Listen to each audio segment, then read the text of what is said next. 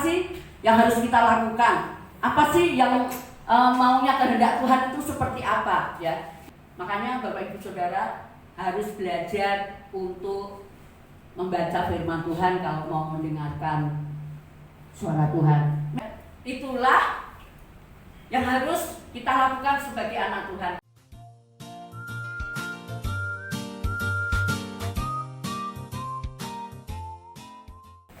Salam Bapak Ibu Saudara yang dikasihi oleh Tuhan. Puji Tuhan, hari ini saya dipercaya oleh Tuhan dan juga oleh Gembala untuk menyampaikan kebenaran firman Tuhan di ibadah pagi hari ini. Hari ini kita sama-sama belajar untuk firman Tuhan ini. Saya sebenarnya senang kalau membaca Alkitab itu, membaca sejarah bangsa Israel, ya. Saya senang kalau baca ayat Perjanjian Lama itu, saya senang banget. Karena apa, di situ saya belajar bagaimana hidup kita, orang yang sudah diselamatkan oleh Tuhan. Apa sih yang harus kita lakukan? Apa sih yang maunya kehendak Tuhan itu seperti apa? Ya, kita harus belajar. Nah, dengan membaca firman Tuhan, belajar kepada sejarah bangsa Israel itu,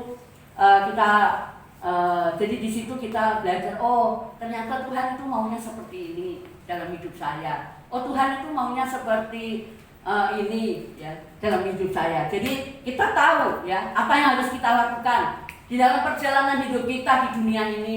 Kita tahu ya bagaimana kita harus berjalan bersama-sama dengan Tuhan. Nah, hari ini saya akan membawa kebenaran firman Tuhan, yaitu di dalam Keluaran pasal yang ke-15. Kita akan buka Alkitab kita. Kalau yang nggak bawa Alkitab, buka yang di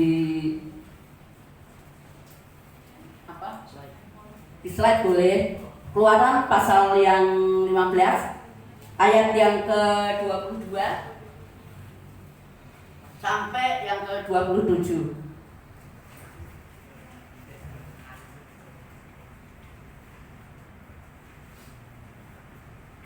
Ya, kita akan baca bergantian. Saya baca ayat yang ke-22, Bapak Ibu baca ayat ke-23, seterusnya nanti setelah itu ayat 27 kita baca bersama-sama. Di Mara dan di Elim, Musa menyuruh orang Israel berangkat dari laut Teberau, lalu mereka pergi ke padang gurun Syur. 3 hari lamanya mereka berjalan di padang gurun itu dengan tidak mendapat air. Sampailah mereka keluar, karena pahit rasanya. Lalu bersungut-sungutlah bangsa itu kepada Musa, kata mereka, apakah yang akan kami minum?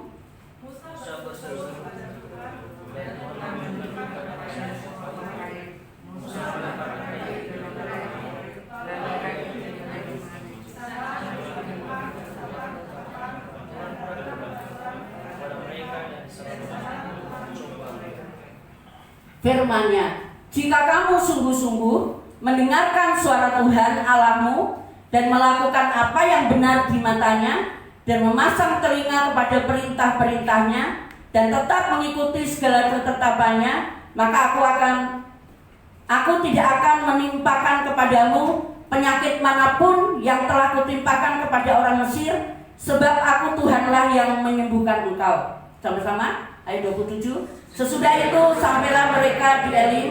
Di sana ada 12 mata air dan 70 pohon korma. Lalu berkemahlah mereka di sana di tepi air itu. Amin.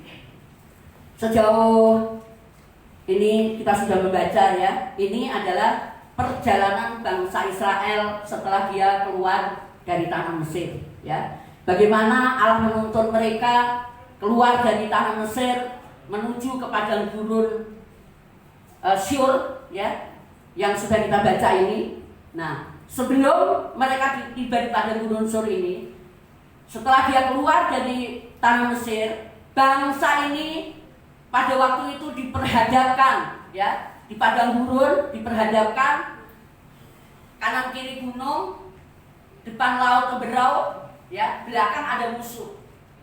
Nah, pada waktu bangsa ini ditolong oleh Tuhan, dia bisa melewati laut Teberau dengan jalan yang kering karena laut itu dibelah, ya.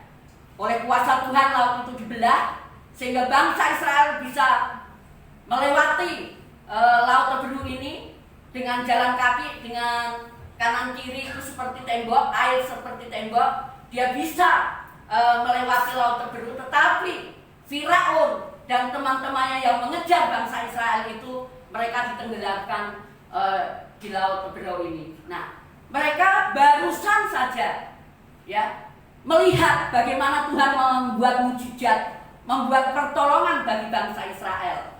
Tetapi setelah dia naik, ya, setelah dia dilepaskan dari kejaran musuh, ya, dia melihat mujizat Tuhan. Setelah itu Musa menyuruh bangsa ini berangkat, ya, dari laut Teberau ini menuju padang gurun Syur. Nah, selama 3 hari mereka berjalan, tetapi mereka ini tidak mendapatkan air untuk minum, ya.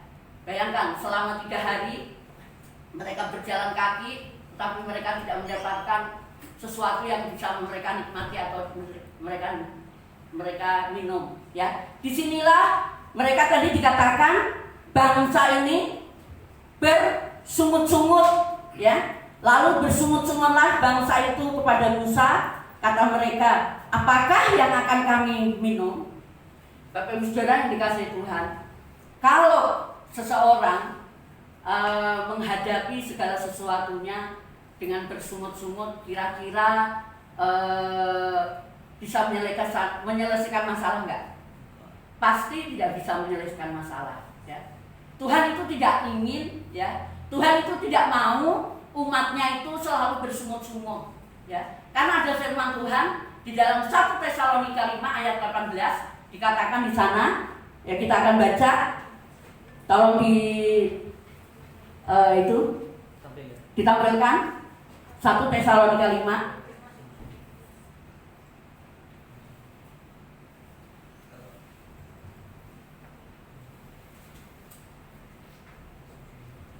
Ya, ayat yang ke-18 kita sama-sama membaca. 1, 2, 3.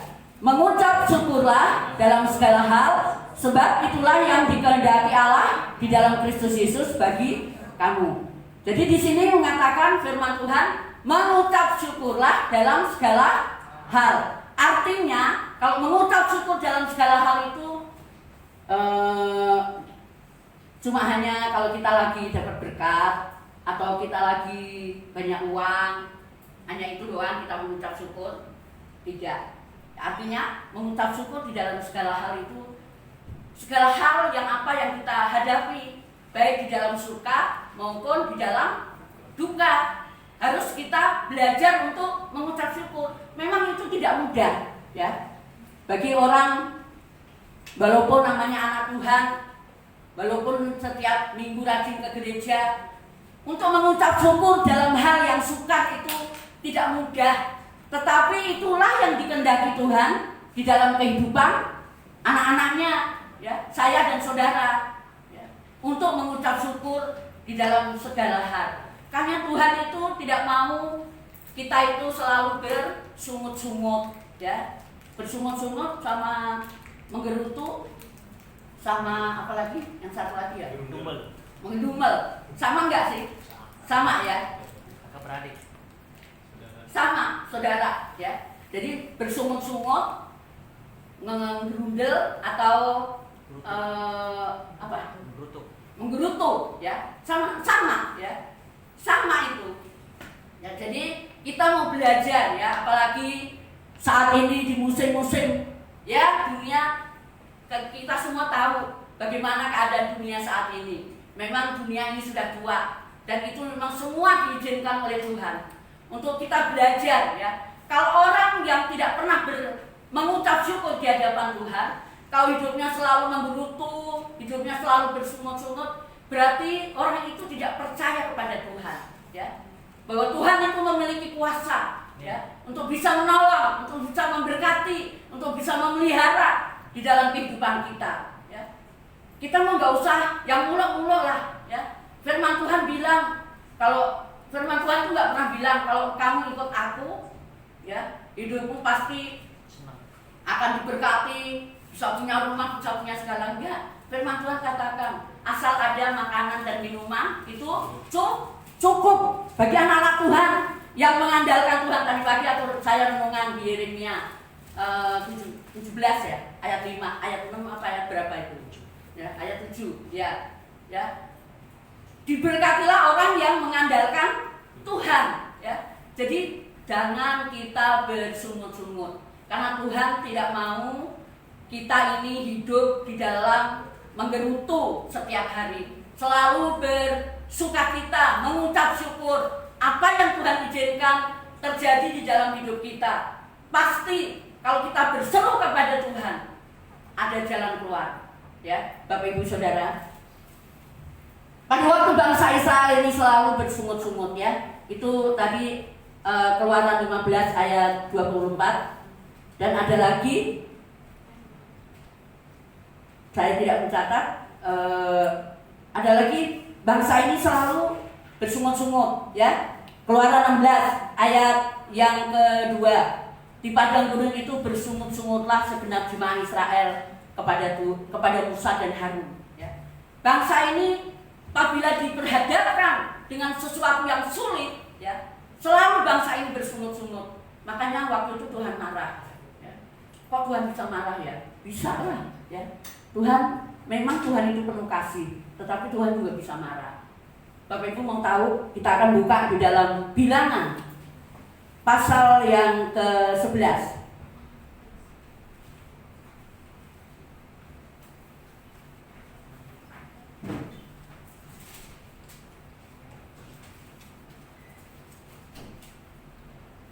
Bilangan pasal yang 11. Pada suatu kali bangsa itu bersungut-sungut di hadapan Tuhan tentang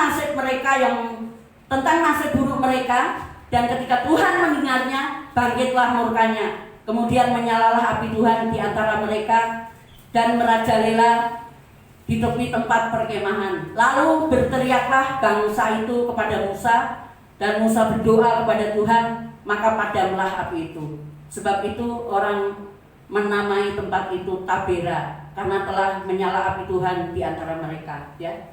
Pada waktu bangsa Israel ini bersungut-sungut, ya, di situ Tuhan kesel, ya. Tuhan bangkit, ya, membangkitkan murkanya, kemudian menyala api Tuhan di antara perkemahan bangsa Israel, ya. Ya, puji Tuhannya bangsa itu tidak langsung dimusnahkan oleh api itu.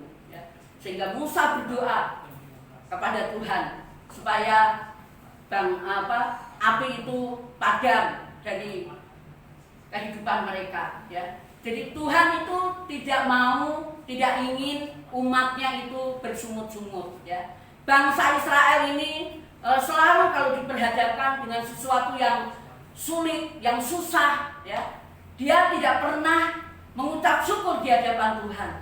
Padahal kalau kita melihat bagaimana tangan kuasa Tuhan melepaskan dia, ya, dari perbudakan dari Mesir, dia dibebaskan, dia dituntun di dalam perjalanan mereka menuju tanah Kanaan yang dijanjikan oleh Tuhan, yaitu disediakan susu dan madu. Tetapi di dalam perjalanan bangsa Israel ini, mereka tidak mau diproses, ya. Mereka selalu kalau menghadapi persoalan, menghadapi pergumulan, bangsa ini selalu bersungut-sungut, sehingga Tuhan marah, ya. Kalau sekarang sekarang ini zaman kasih karunia, ya. Kalau kita bersungut-sungut, Tuhan nggak marah seperti pada waktu dulu, langsung dibabat habis. Kalau sekarang zaman kasih karunia, Tuhan masih memberikan toleransi, ya. Tuhan masih memberikan kesempatan buat kita semua, ya. Kita mau mengucap syukur atau kita mau bersungut-sungut terus sepanjang hidup kita, ya. Tetapi kalau kita selalu menggerutu, kalau kita selalu bersungut-sungut di hadapan Tuhan, ya, nggak ada berkat buat kita. Karena orang yang bersungut-sungut, orang yang selalu menggerutu, dia tidak percaya bahwa Tuhan itu sanggup menolong di dalam setiap pergumulan kita, ya. Bangsa Israel ini memang bangsa yang tegar tengkuk, ya. Saya dan saudara, Tuhan gak mau kita seperti bangsa Israel yang selalu tegar tengkuk, tetapi belajar, ya, untuk mengucap syukur di dalam segala hal, baik di dalam suka, baik di dalam pergumulan, baik di dalam kesesakan, ya. Karena ada firman Tuhan di dalam Amsal 24 ayat yang ke-10. Kita akan baca.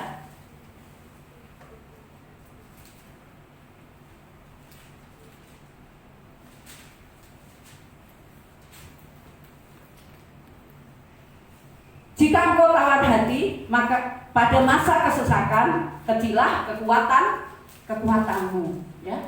Jadi bersungut-sungut, menggerutu, tawar hati itu hampir bersamaan, ya. Firman Tuhan mengatakan, jika engkau tawar hati pada masa kesesakan, kecilah kekuatanmu. Kalau di dalam kita menghadapi persoalan, menghadapi masalah, kita selalu bersungut-sungut, kita selalu tawar hati, kita selalu menggerutu, nggak ada kekuatan di dalam kehidupan kita untuk menghadapi semuanya itu, ya.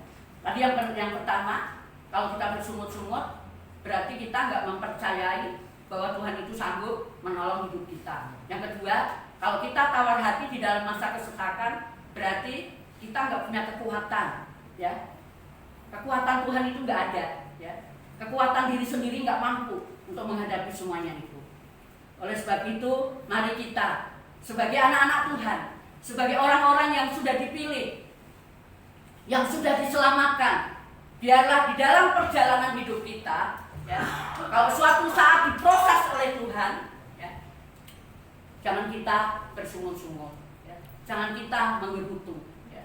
Kalau Tuhan tidak mau, tetapi Tuhan mau kita selalu mengucap syukur di dalam segala hal. Sudah jelas ya tadi firman-Nya di dalam 1 Tesalonika ayat 18, mengucap syukurlah di dalam segala hal, ya. Jadi hari ini firman Tuhan mengajar kepada kita untuk selalu mengucap syukur. Karena kalau kita mengucap syukur kepada Tuhan, bahwa kita percaya bahwa Tuhan itu mampu dan sanggup untuk menolong di dalam pergumulan kita sebagai orang percaya, ya. Apapun pergumulan itu, bahwa Allah yang kita disembah Abraham, Ishak dan Yakub, Allah yang kita sembah hari ini sama, kuasanya tidak pernah berubah, ya.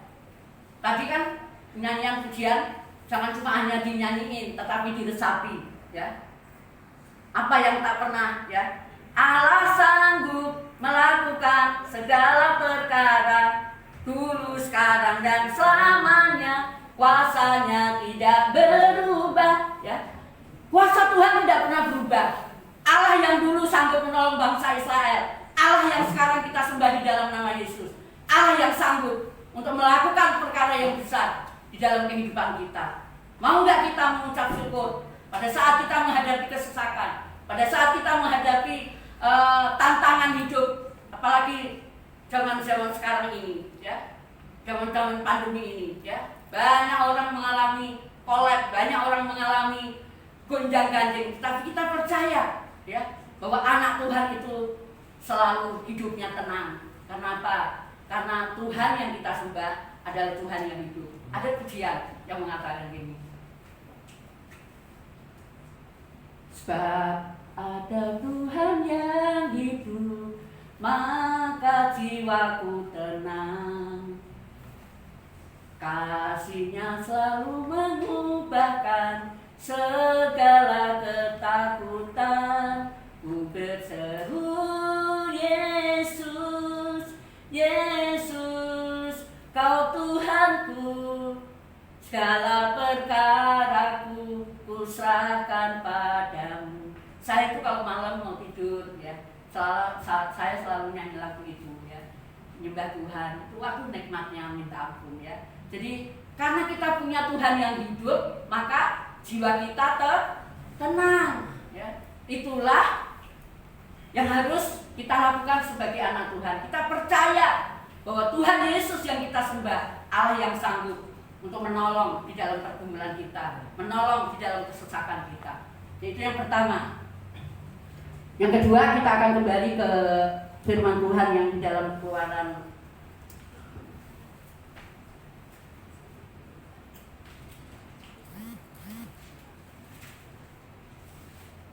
ayat 6.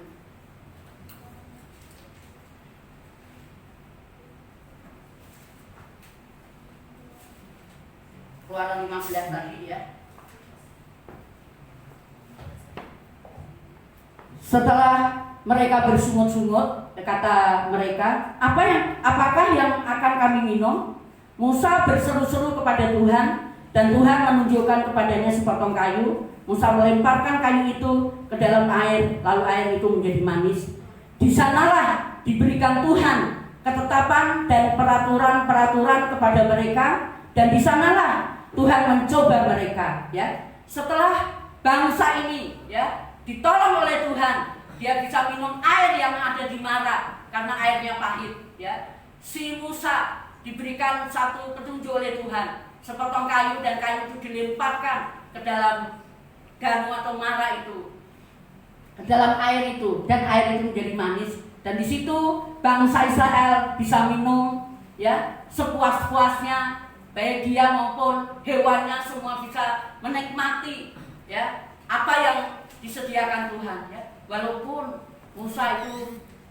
bangsa ini selalu bersungut-sungut, tetapi Tuhan itu masih menolong bangsa ini. Tetapi jangan kita tiru, mentang-mentang bangsa Israel ini bersungut-sungut selalu ditolong, jangan terus kita bersungut-sungut di hadapan Tuhan ya.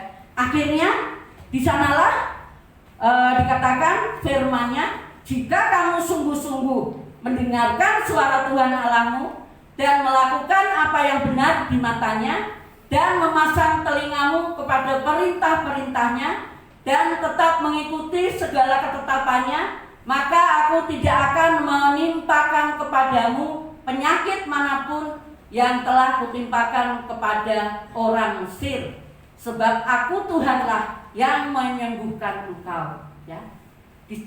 Setelah bangsa ini ya ditolong oleh Tuhan, diberikan air, ya, dia bisa minum. Di situ Tuhan memberikan suatu ketetapan buat bangsa Israel untuk mereka lakukan, untuk mereka kerjakan di dalam kehidupan kita. Ya, yang pertama yaitu mendengarkan suara Tuhan. Ya, bagaimana sih mendengarkan suara Tuhan? Kok aku selama ini nggak bisa mendengarkan suara Tuhan? Ya, Bapak Ibu percaya bahwa Alkitab ini adalah firman Tuhan? Ya. Kalau kita percaya Alkitab ini adalah firman Tuhan, ya kita baca Alkitab ya, supaya kita tahu ya apa sih yang menjadi maunya Tuhan ya. Kalau kita nggak baca Alkitab, ya kita nggak tahu ya. Makanya Alkitab itu perlu dibaca setiap hari. Saya dulu waktu masih di WTC ya, kata Pak Wiryo bilang ini, ngerti tidak ngerti, baca Alkitab ya. Karena suatu saat pasti Tuhan akan bukakan. Dulu saya juga orang Kristen, tetapi Kristennya itu hari Minggu ke gereja dengerin firman Tuhan, habis itu pulang. Di rumah tuh nggak pernah berdoa, nggak pernah baca Alkitab, baru-baru baca Alkitab. Jadi aku nggak ngerti ya. Biar jadi orang Kristen juga kelakuannya, tingkah lakunya juga ya menyakiti hati Tuhan karena nggak ngerti ya. Pada waktu saya ke Tangerang ya, waktu itu saya ikut retret di Puncak tahun 87 ya. Di situ saya didoain oleh hamba Tuhan. Kayaknya ada sesuatu yang dibukakan oleh Tuhan. Sehingga pada saat saya membaca Alkitab itu, oh maksudnya itu begini. Jadi saya mengerti ya. Makanya Bapak Ibu Saudara harus belajar untuk membaca firman Tuhan kalau mau mendengarkan suara Tuhan. Memang Tuhan juga bisa berbicara secara audible ya di dalam telinga kita ya. Karena saya dulu tuh sering mendengar suara Tuhan ya waktu saya pelayanan di GPI. Saya kesaksian bentar ya. Saya pelayanan di GPI ya. Waktu itu ada jemaat, memang jemaat ini ya orangnya ya memang hidupnya susah lah gitu. Saya lagi berdoa itu. Tiba-tiba Tuhan itu bilang gini, pergi ke rumah si A, beliin beras, beliin telur, beliin indomie, beliin minyak. Dia bilang gitu. Nantiku Tuhan, yang hitung-hitung lah ya. Tapi saya taat aja gitu. Akhirnya saya belanja itu, saya beli beras, beli indomie, beli telur, beli minyak, saya anterin ke jemaat ini. Di situ saya bilang salam, saya masuk, saya kasih itu. Ya. Dia nangis setengah mati. Ternyata dia itu nggak punya beras sama sekali. Ya. Benar dia nggak punya beras, sama sekali nggak punya beras. Dia sampai bilang gini, Tuhan, kalau hari ini Engkau nggak memberkati aku nggak makan sekeluarga. Ya memang dia anaknya cuma satu, ya, suami istri anak satu. Dia berdoa seperti itu. Ya. Jadi Tuhan itu bilang sama saya, ya saya juga nggak tahu. Ya iya Bu, saya juga nggak tahu. Saya bilang gitu, saya disuruh sama Tuhan. Ya saya lakuin aja. Ternyata memang ibu butuh, ibu lagi berdoa kepada Tuhan dan Tuhan nyuruh saya untuk memberkati ibu. Saya bilang gitu. Ya. Dulu tuh saya sering, ya. Dulu juga ada satu keluarga berantem, ya. Suami istri berantem, istrinya dijejot-jejotin ke tembok, ya. Dia lagi bergumul, lagi berdoa, Tuhan kirimkan hamba Tuhan ke sini untuk doain saya supaya saya kuat gitu. Saya tuh lagi tiduran, habisnya aku ngepel bebenah rumah, saya lagi istirahat gitu. Tiba-tiba Tuhan bilang, pergi ke rumah si A. Saya langsung naik sepeda, langsung pergi. Ternyata dia benar, di sana itu lagi berantemnya hebat lagi. Tapi waktu saya datang ke rumahnya itu suaminya udah nggak ada. Ya. Dia nangis senangis-nangisnya, ya, karena saya datang. Saya juga nggak tahu, saya disuruh Tuhan. Saya juga lagi enak-enak, saya capek, saya mau tidur, saya bilang gitu. Tapi Tuhan itu tiba-tiba bicara.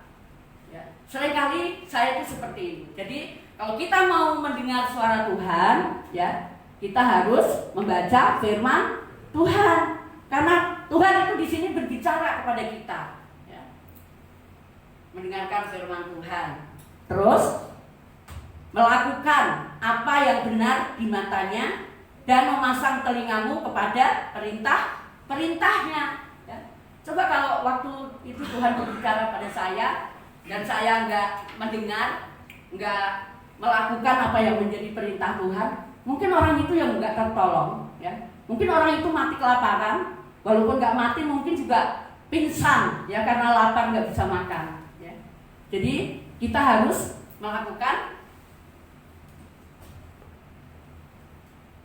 perintah-perintahnya, tetap mengikuti segala ketetapannya. Di situ Tuhan berjanji, maka aku tidak akan menimpakan kepadamu penyakit manapun yang telah kutimpakan kepada orang Mesir, karena Tuhanlah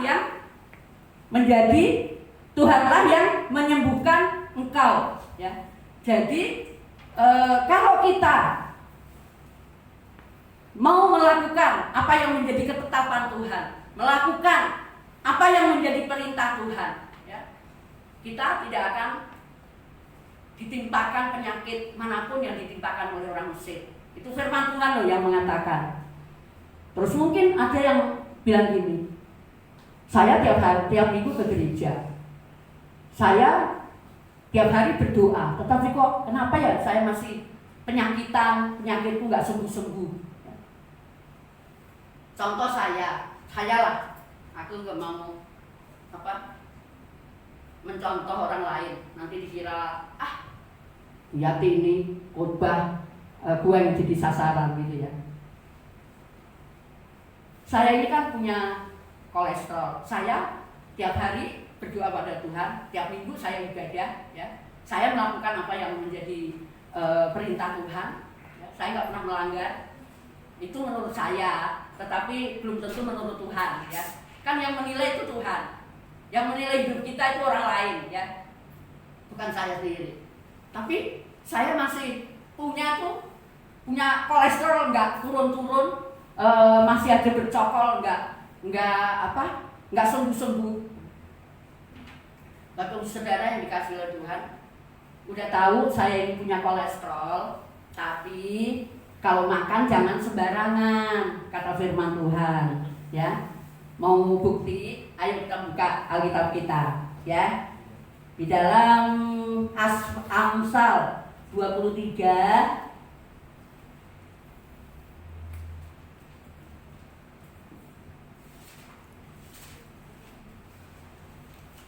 Amsal 23 ayat 1 sampai 3. Saya bacain. Bila engkau duduk makan dengan seorang pembesar, perhatikanlah baik-baik apa yang ada di depanmu. Taruhlah sebuah pisau pada lehermu bila besar nafsumu. Jangan ingin makan makanan yang serpejat. Itu adalah hidangan yang menipu. Apa maksudnya? Kalau kita misalnya diajak makan nih sama Kak Asa, karena Kak Asa mungkin ulang tahun, ya, disediain makanan yang wah makanannya. Ada udang galah, apa udang yang gede-gede itu, ada kepiting, ada apa lagi? Pokoknya yang lezat-lezat lah, ya. Kata firman Tuhan, taruh tuh sebuah pisau di lehermu kalau nafsumu. Kan orang kalau lihat makanan yang enak-enak itu kan, wah nanti aku mau makan sampai kenyang, sampai berlebihan lah gitu. Lihat tuh kalau orang di pesta, kalau makan mau ambilnya sampai ini, pada akhirnya nggak dimakan, akhirnya dibuang, ya. Sayang itu makanan, ya. Oleh sebab itu taruh pisau kalau nafsumu besar, ya. Karena apa? Makanan, jangan ingin akan makanan yang itu adalah hidangan yang menipu, ya. Coba saya ini punya kolesterol, tapi saya tiap hari makan kepiting, makan daging sapi, makan daging babi, makan udang, ya. Itu kolesterol kagak akan turun-turun, ya. Ntar saya nyalain Tuhan. Gimana sih Tuhan? Aku kan sudah melakukan firman-Mu, taat, melakukan perintah-Mu, tapi kenapa ini penyakit gak turun-turun? Karena di dalam diri kita, ya, harus ada bagian kita yang harus kita lakukan, ya. Itu yang harus kita kerjakan, harus kita lakukan, ya. Jangan kita punya darah tinggi, tiap hari makan daging sapi, tiap hari makan ikan asin, ya. Itu darah tinggi nggak akan turun-turun, saya percaya, ya. Udah tahu punya gula, ya, punya pabrik gula. Tiap hari makannya manis-manis, ya. Itu pabrik gula tidak akan pernah pergi dalam kehidupan kita, ya. Kita harus menjaga diri kita. Kalau kita kata firman Tuhan kan Tuhan mau menyembuhkan aku, ya. Makan apa aja sama aja itu apa? Mencobai Tuhan, ya. Jangan sampai itu terjadi di dalam kehidupan kita. Kita harus bisa menahan diri dari apa yang membuat kita sakit, ya. Dengan makanlah makanan yang sehat, kata firman Tuhan. Tidur cukup, makan makanan yang sehat, ya. Yang sehat ini ya firman Tuhan ini. Pagi-pagi kita makan firman Tuhan lah, pasti sehat, ya. Dan kita makan tidak, emang nggak boleh kalau kita makan enak, boleh, firman Tuhan nggak melarang, tetapi secukupnya, ya, kata firman Tuhan, ya. Kita nggak boleh makan berlebihan. Segala sesuatu yang berlebihan itu akan tidak baik, karena akan menjadi penyakit. Nanti kalau udah sakit, ya, kita berdoa kepada Tuhan. Kalau nggak sembuh-sembuh, akhirnya kita kecewa sama Tuhan. Ya Tuhan, aku udah doa, udah puasa, udah melakukan apa yang menjadi mau, tetapi kalau kita nggak bisa menahan diri, ya, nggak bisa, ya itu tadi mengekang, ya, nafsu makan, ya. Boleh makan enak, boleh, tetapi makan harus dengan secukupnya. Jangan tiap hari makan daging babi, jangan tiap hari makan daging sapi, jangan tiap hari makan udang yang gede-gede, jangan tiap hari makan kepiting, ya. Di sini ada ibu kesehatan, ya. Kita harus menjaga kesehatan kita, ya. Jangan kita mencobai Tuhan, ya. Karena di sini Tuhan itu ngasih ketetapan kepada bangsa Israel ini. Tuhan mau melihat, ya, bangsa ini taat atau tidak. Bangsa ini mau melakukan apa yang menjadi perintah Tuhan atau tidak, ya.